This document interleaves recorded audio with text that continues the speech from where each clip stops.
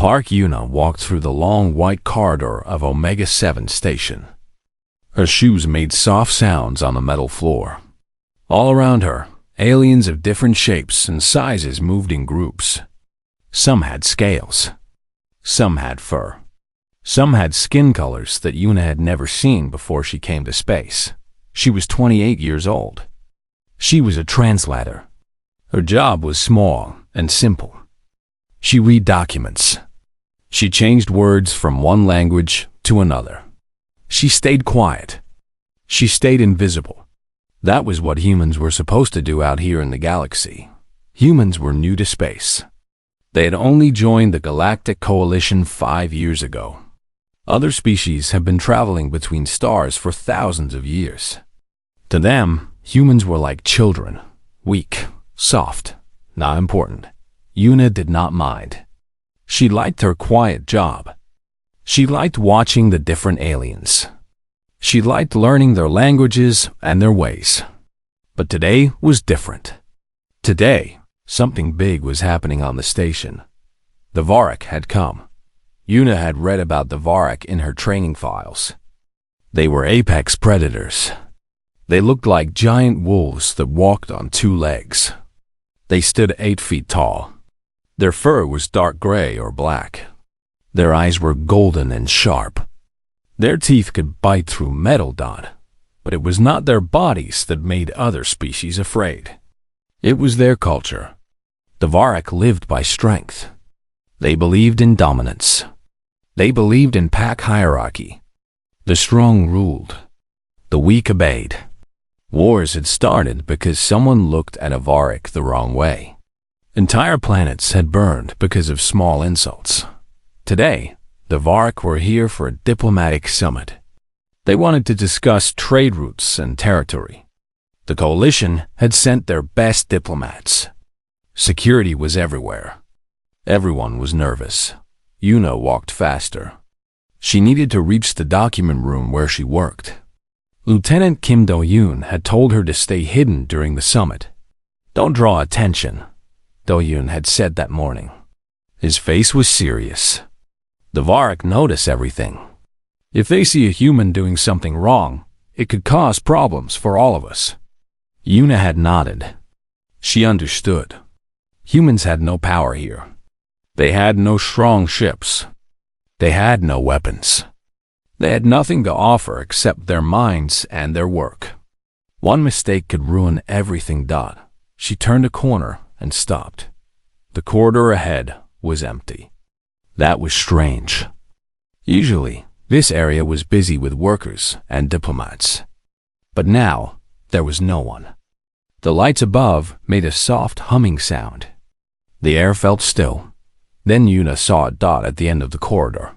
Near a large window that showed the stars outside, there was a small figure.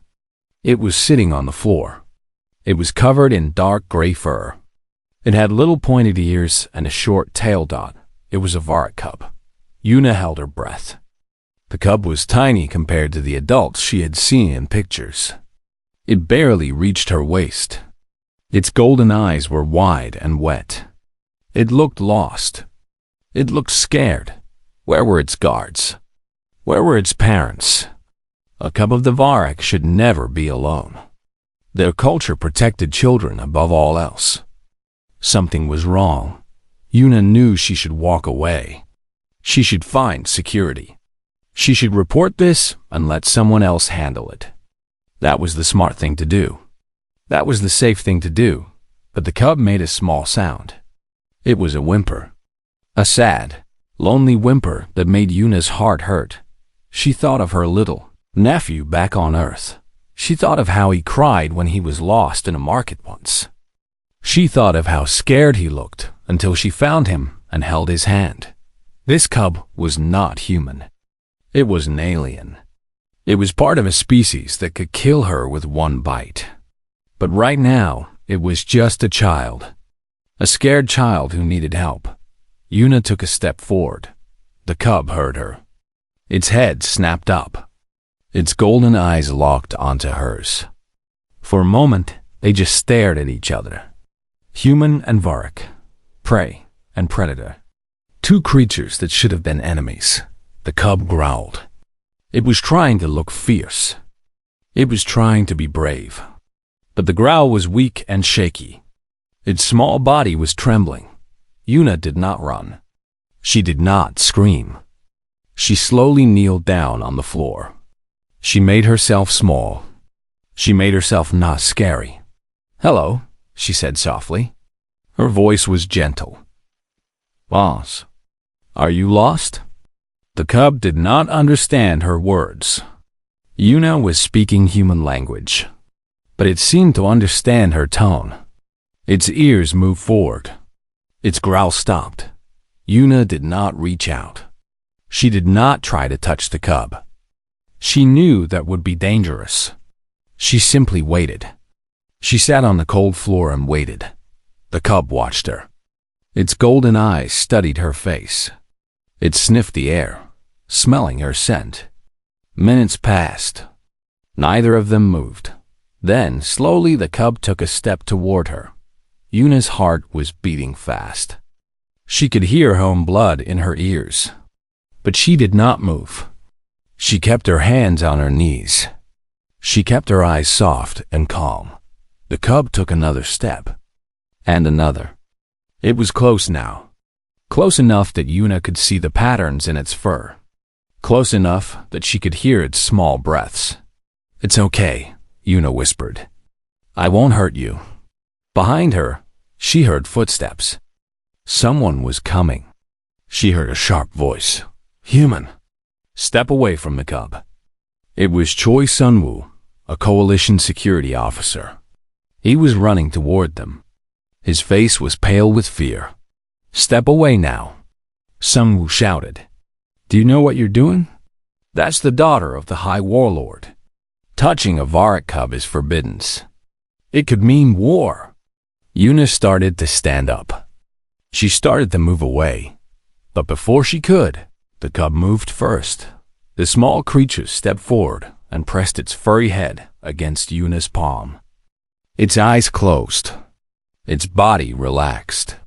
It pushed against her hand like a cat asking for comfort. The corridor went silent. Sunwoo stopped running. His mouth fell open.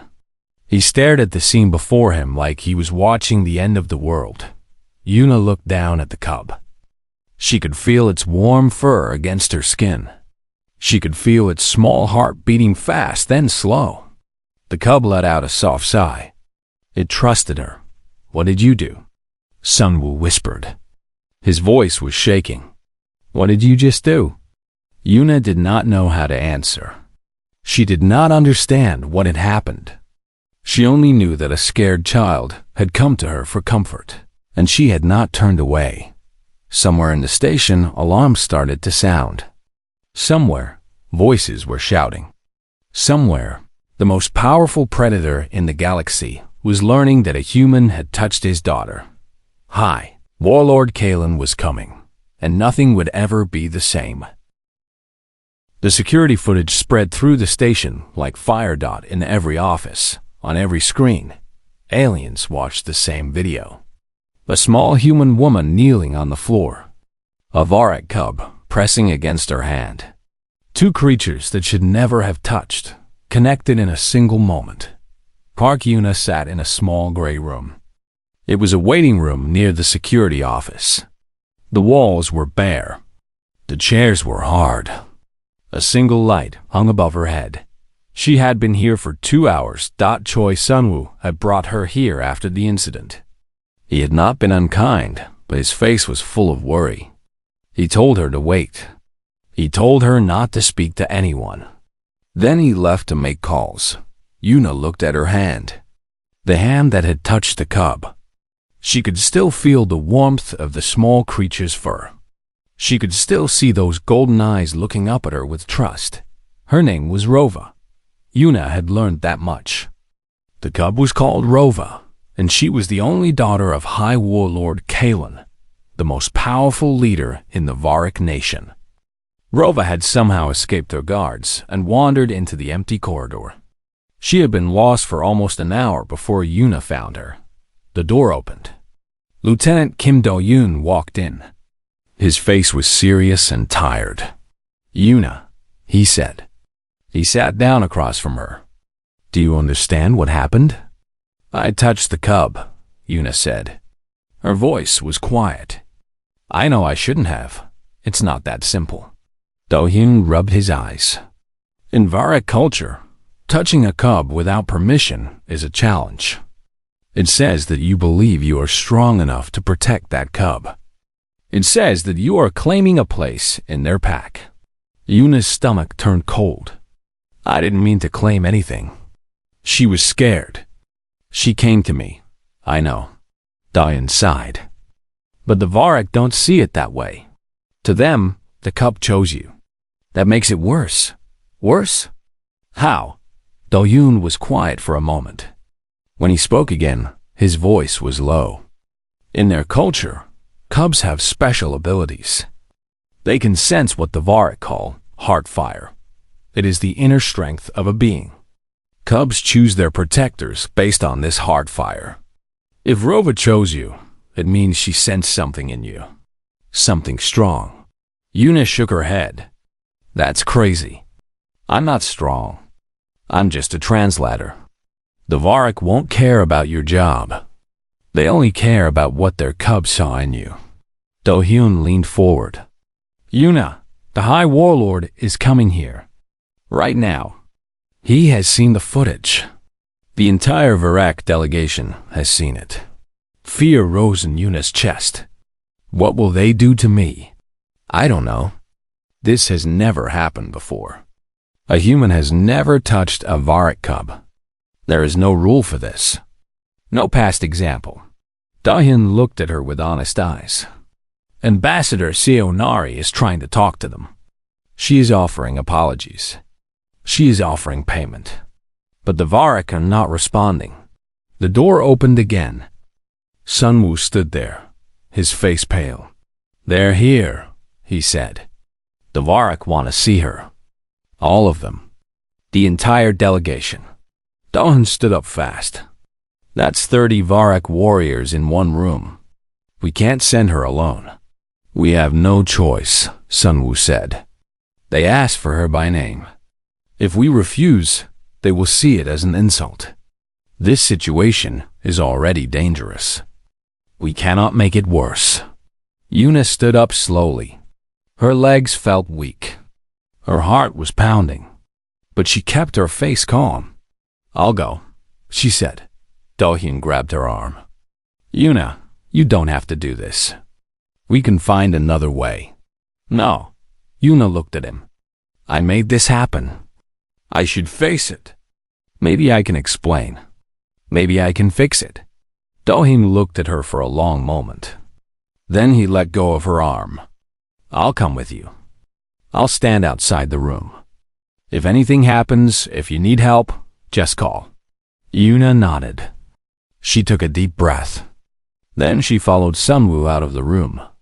The walk to the Grand Assembly Hall was the longest walk of her life. The corridors were empty now. All other aliens had been moved away. Security officers stood at every corner, watching her pass. Yuna thought about her life.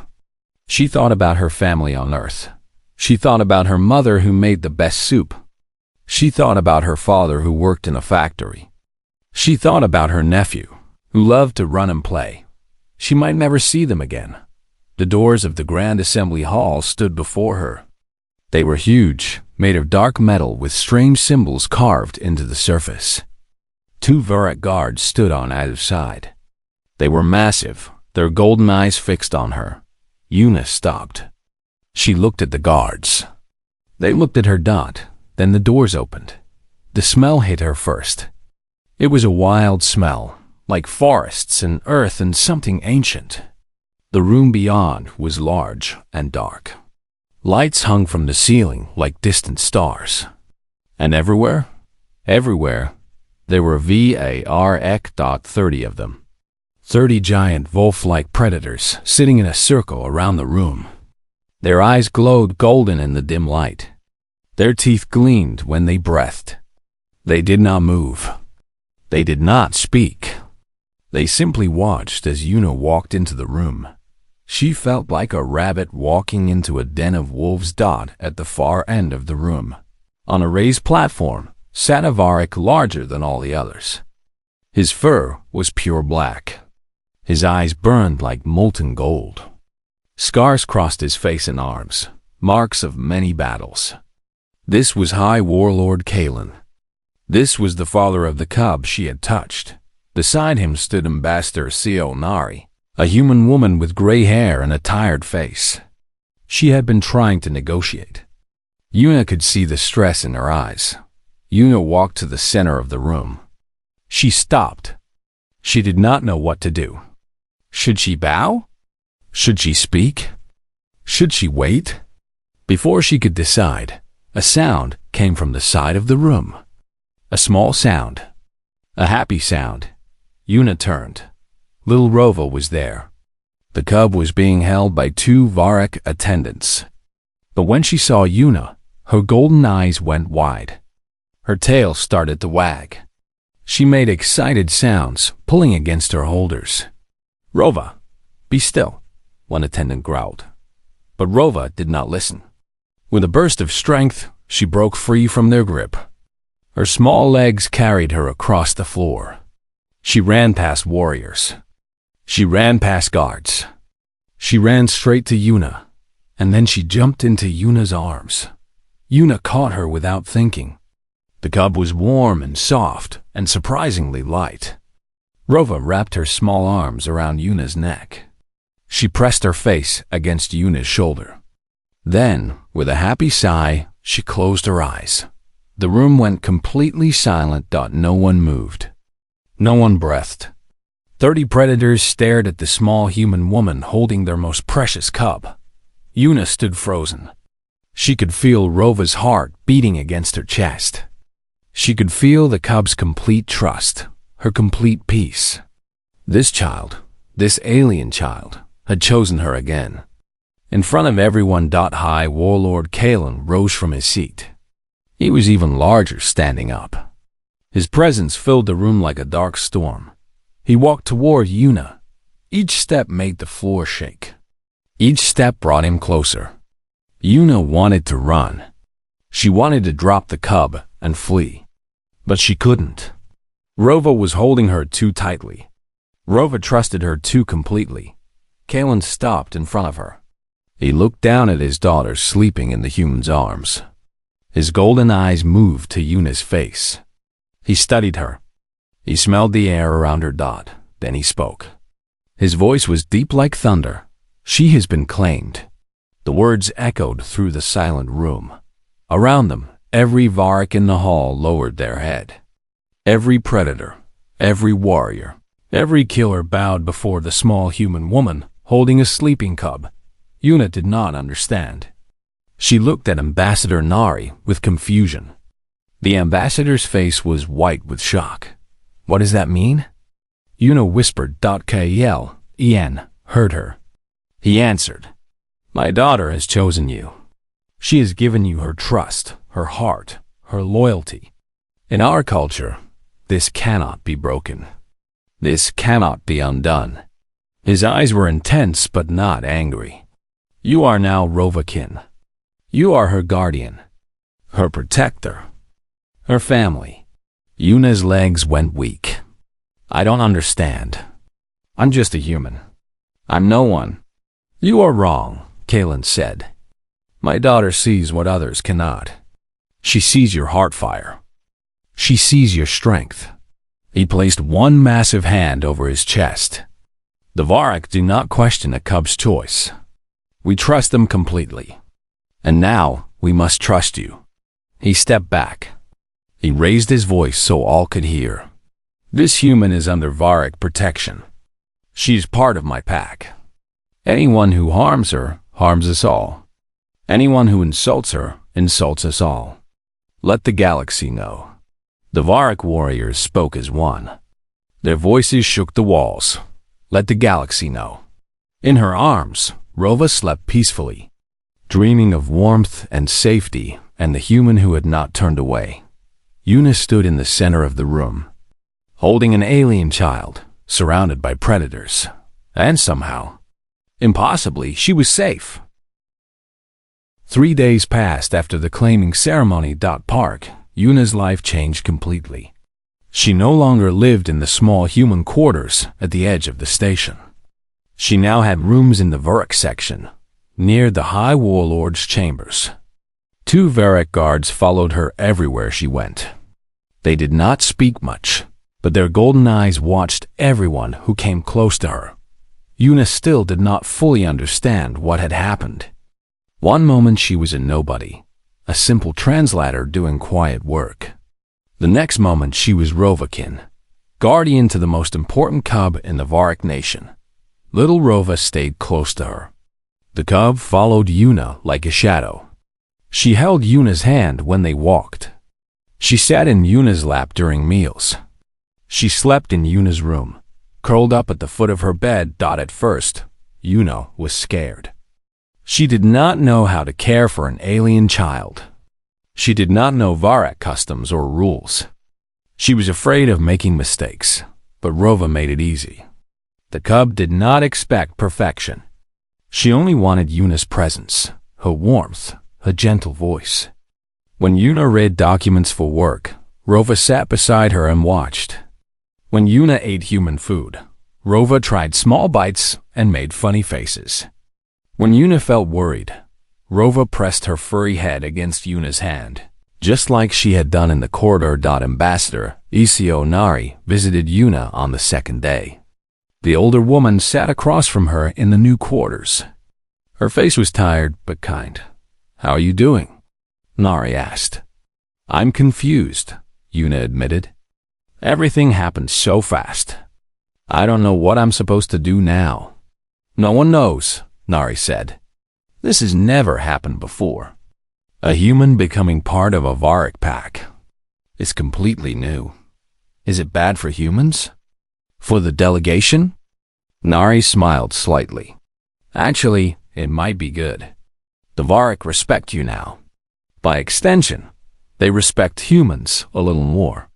Kalen has been more friendly in our talks since the claiming. He sees us differently. Because of me?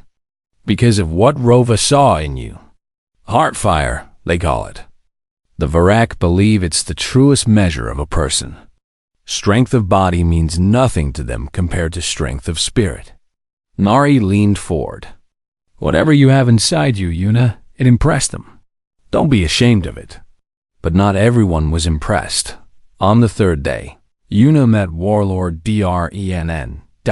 She was walking through the Varrock section with Rova holding her hand. Her 2 guards walked behind them. They passed a group of Varrock standing near a large window. Most of them bowed their heads slightly when they saw Rova, but one did not. He was tall, even for a Varrock. His fur was dark brown with patches of gray. His left eye was scarred shut, and his remaining eye was a pale yellow color. He stood with his arms crossed, looking at Yuna with something cold in his gaze. "So this is the human," he said. His voice was rough like stones grinding together. "This is the creature that has stolen our cub's heart." Yuna stopped. Rova pressed closer to her leg. The cub did not seem afraid, but she did not seem happy either. Warlord Drenn, one of Yuna's guards, said. There was warning in his voice. "This human is Rovakin. She is under High Warlord Kellen's protection." "I know what she is," Drenn said. He walked closer. He was so tall that Yuna had to bend her neck back to see his face. "I also know what she is not. She's not Varrock. She's not a warrior. She's a soft, weak creature from a weak species." Yuna's heart beat faster, but she kept her voice calm. "I never claimed to be a warrior." "Then how can you protect Rova?" Drenn asked. "How can you guard her when danger comes? Will you fight enemies with your small hands? Will you stand against attackers with your soft skin?" "I will do whatever I can," Yuna said. She did not look away from his pale eye. "I did not ask for this, but Rova chose me.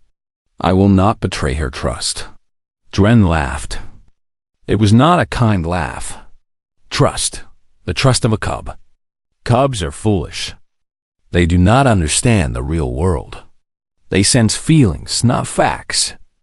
Rova is young. She made a mistake. Dren. A new voice came from behind them. Yuna turned. High Warlord Kalen stood there. His black furs seemed to absorb the light around him. His golden eyes were fixed on Dren with a hard expression. You questioned my daughter's choice, Kalen said. It was not a question. Dren straightened his back. He did not seem afraid of Kalen, but he was careful. I questioned the wisdom of letting an alien into our pack. I questioned the strength of this human. Our people will see this as weakness. Our people will see what I show them, Kalen said. Rova chose her guardian. I accepted that choice. The matter is closed, is it? Dren took a step forward. I have the right to challenge. Our laws allow it. If I believe a guardian is unfit, I can demand proof of their worth. The air in the corridor became thick and tense. Yuna could feel danger hanging above her head like a storm cloud. What kind of proof? She asked. Dren smiled, showing his sharp teeth. The trial of shadows. Yuna heard her guards take sharp breaths. She saw Kalen's eyes narrow. Even little Rova made a small whimpering sound. That trial is for Varic warriors, Kalen said. His voice was low and dangerous. It is not meant for outsiders. The law does not say that, Dren replied. The law says any guardian can be challenged. The law says the challenged must answer. If this human is truly Rovakin, she must prove it. Kalen was silent for a long moment. Then he looked at Yuna. His golden eyes held something like sadness. He is right, Kalen said quietly. The law allows this challenge. If you refuse, you will be seen as unworthy. You will lose your place in our pack. You will lose Rova. Yuna looked down at the small cub holding her hand. Rova was looking up at her with those golden eyes full of trust. The cub did not understand all the words being spoken, but she understood feelings. She could feel the danger. Rova pressed herself against Yuna's leg. She held on tightly, as if afraid Yuna would disappear. Yuna thought about refusing. She thought about walking away. She was just a translator. She was not brave. She was not strong. What chance did she have in a Varic trial? But then she thought about the corridor where they first met. She thought about a scared cub who came to her for comfort. She thought about the trust that Rova had given her, freely and completely. How could she betray that trust? Yuna looked at Dren. She looked at his scarred face and his cold eye. She felt fear in her stomach. But she also felt something else. Something warm and steady in her chest. I accept the challenge, she said. Dren's smile grew wider. Then you will enter the hollow. You will face your deepest fears. You will either emerge unbroken, or you will fail. He leaned down until his face was close to hers.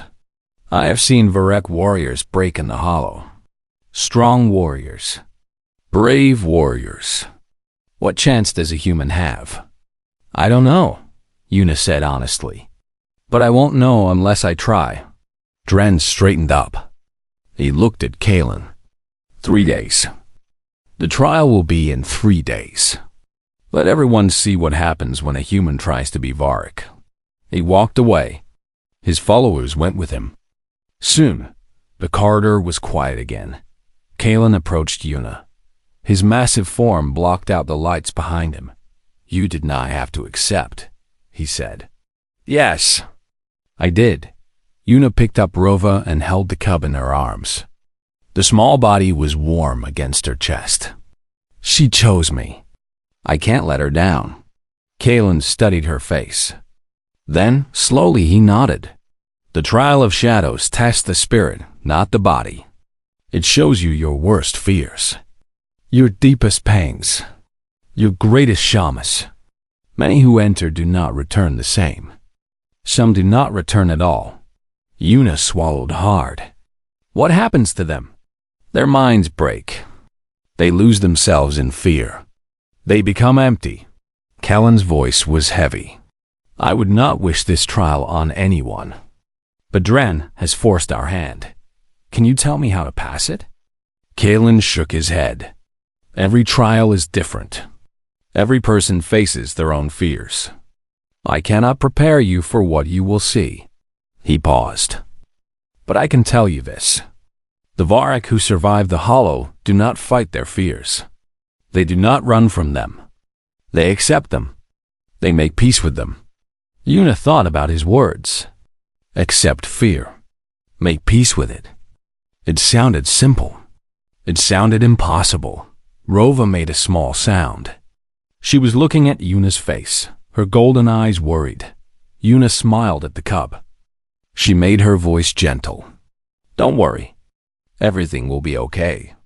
She did not know if it was true, but she wanted Rova to believe it.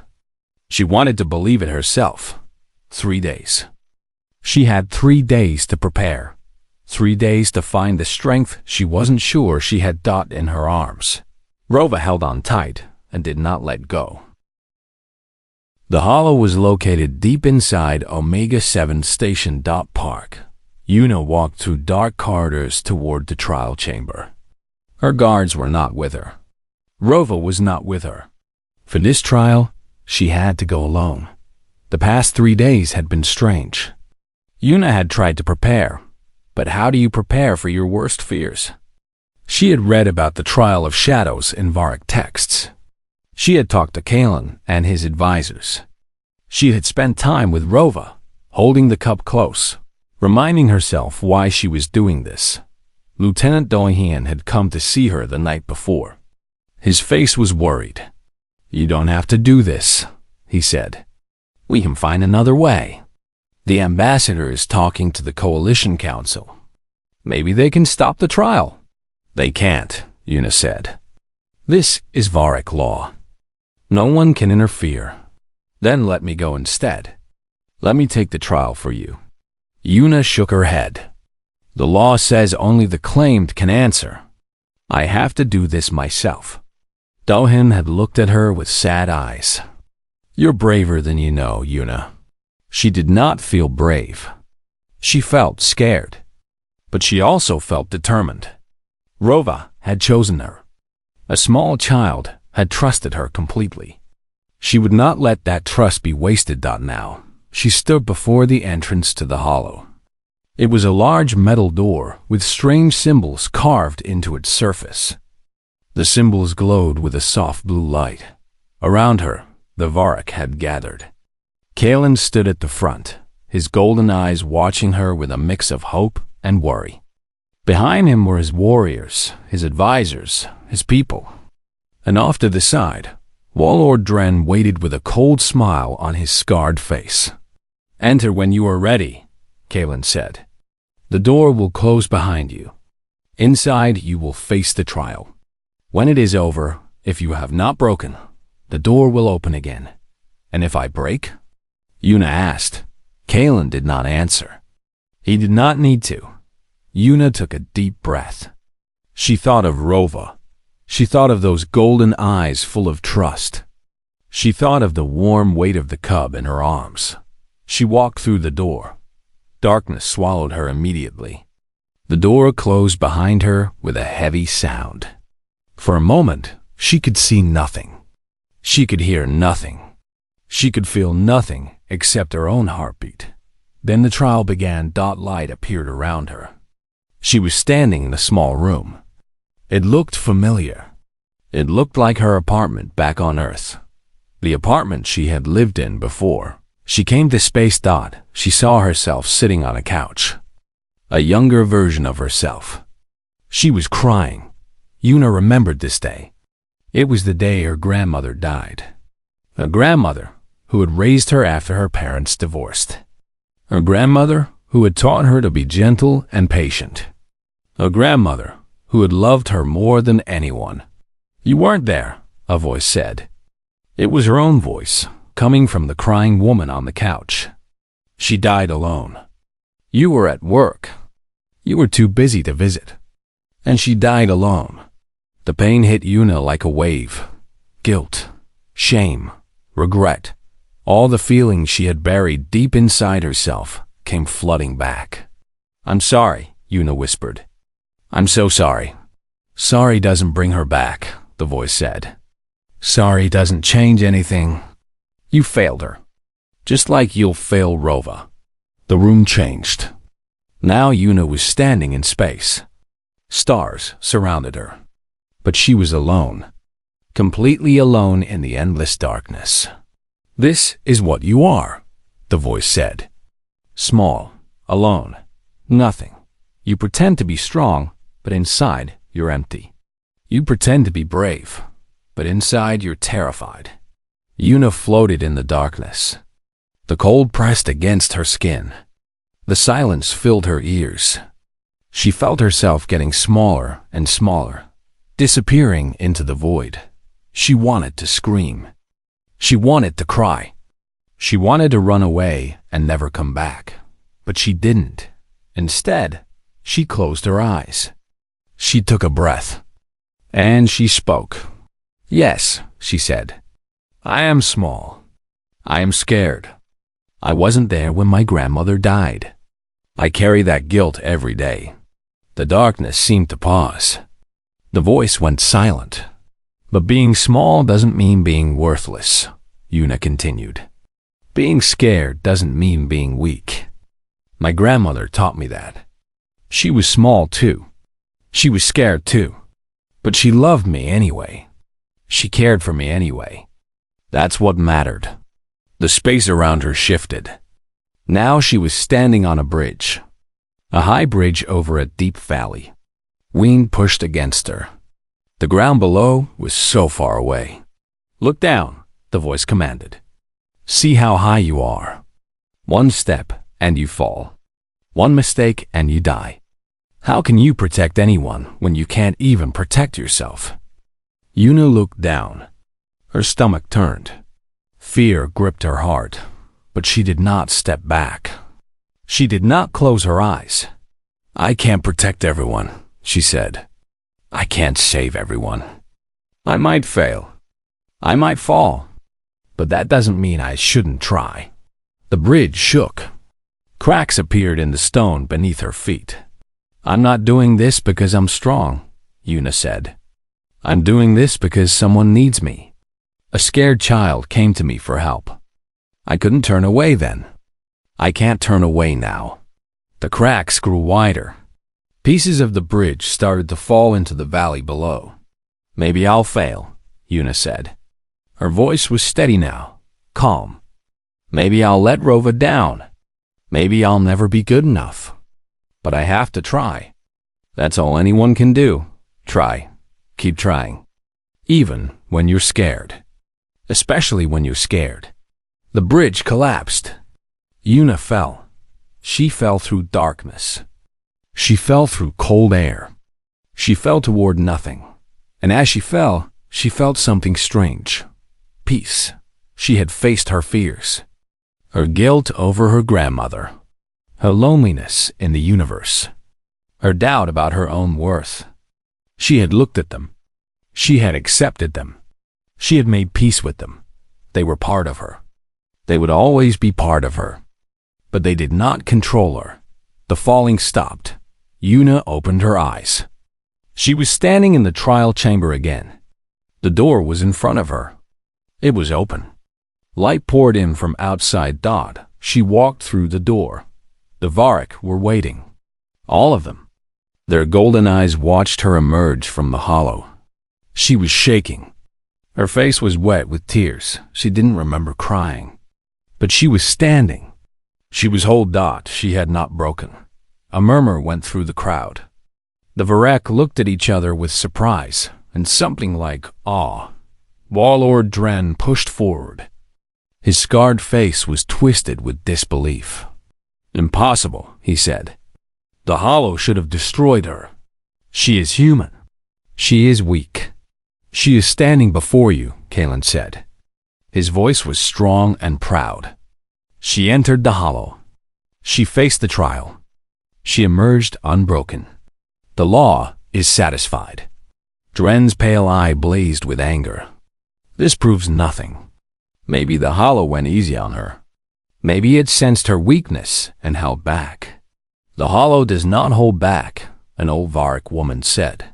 She was standing near the door, her white fur marking her as an elder. It shows each person their deepest fears. It does not judge strength by muscle or by teeth. It judges strength by spirit. The elder looked at Yuna with respect in her eyes. This human has spirit. Strong spirit. The hollow has spoken. Dren's fists clenched. For a moment, Yuna thought he might attack. But he did not. Instead, he took a deep breath. His body seemed to shrink. Then, slowly, he lowered himself to one knee. I was wrong, Dren said. His voice was rough, but honest. I judged you by your body. I should have judged you by your heart. He placed his fist over his chest. You have heart fire, human. True heart fire. I apologize for my doubt. Yuna stared at him. She did not know what to say. A Varick warlord was kneeling before her. A predator was admitting he was wrong. It's okay, she finally said. You were trying to protect your people. I understand. Dren looked up at her. Something changed in his eye. Something like respect. He stood up and stepped back into the crowd. Kalen approached Yuna. He placed his massive hand on her shoulder. The weight was heavy but gentle. You have proven yourself, he said. Not just to Dren, not just to my people, but to yourself. His golden eyes were warm. Welcome to the pack, Rovakin. Welcome to the family. Around them, the Varick began to howl. It was not a scary sound. It was a celebration. A song of acceptance. A welcome. Yuna stood in the middle of the howling, crying and smiling at the same time. She had done it. She had faced her fears and survived. And somewhere nearby, a small cub was waiting to welcome her home. 6 months had passed since the trial of Shadows. Park. Yuna stood in the treaty signing hall of Omega-7 Station. The room was filled with beings from dozens of species. Humans, Varick, and many others who had come to watch history being made. Today was the day of the Human-Varick Alliance Treaty. Yuna wore a simple blue dress with silver patterns. On her left shoulder, she wore a small pin shaped like a Varick claw. It was a gift from Kalen, marking her as part of his pack. On her right hand, she held the small fingers of little Rova. The cub had grown in the past 6 months. She was taller now, reaching past Yuna's waist. Her gray fur was thicker and shinier. Her golden eyes were brighter. But she still held Yuna's hand whenever they walked together. She still slept in Yuna's room. She still called Yuna her favorite word, mine. Ambassador Sionari stood at the front of the hall. Her gray hair was pulled back neatly. Her face, which had been so tired and worried 6 months ago, now showed quiet pride. Today, we sign an agreement between humanity and the Varick Nation, Nari said. Her voice filled the room. This is the first alliance of its kind. It marks a new era of cooperation between our peoples. High Warlord Kalen stepped forward. He was even more impressive in his ceremonial armor. Dark metal covered his chest and shoulders, carved with symbols of his clan. The Varick have been alone for many generations, Kalen said. We trusted no one. We relied only on our own strength. We looked at other species and saw only weakness. He paused. His golden eyes moved to Yuna. We were wrong. A murmur went through the crowd. Varick admitting they were wrong was almost unheard of. 6 months ago, a human woman showed my daughter kindness, Kalen continued. She did not know our laws. She did not know our customs. She only knew that a child was scared and needed help. She did not turn away. Yuna felt her face grow warm. Rova squeezed her hand. My daughter chose her. My daughter saw something in her that we Vuric had forgotten to look for. Not strength of muscle, not power of weapons, but strength of heart. Fire of spirit. Callan's voice grew deeper. We call it heart fire.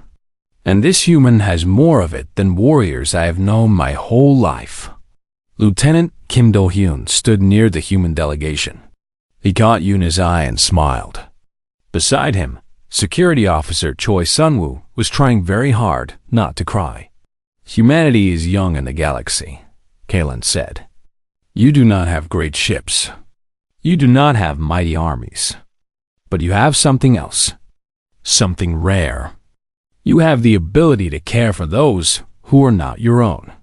To show kindness to strangers. To love without asking for anything in return. He turned to face the full crowd. The Vuric have decided.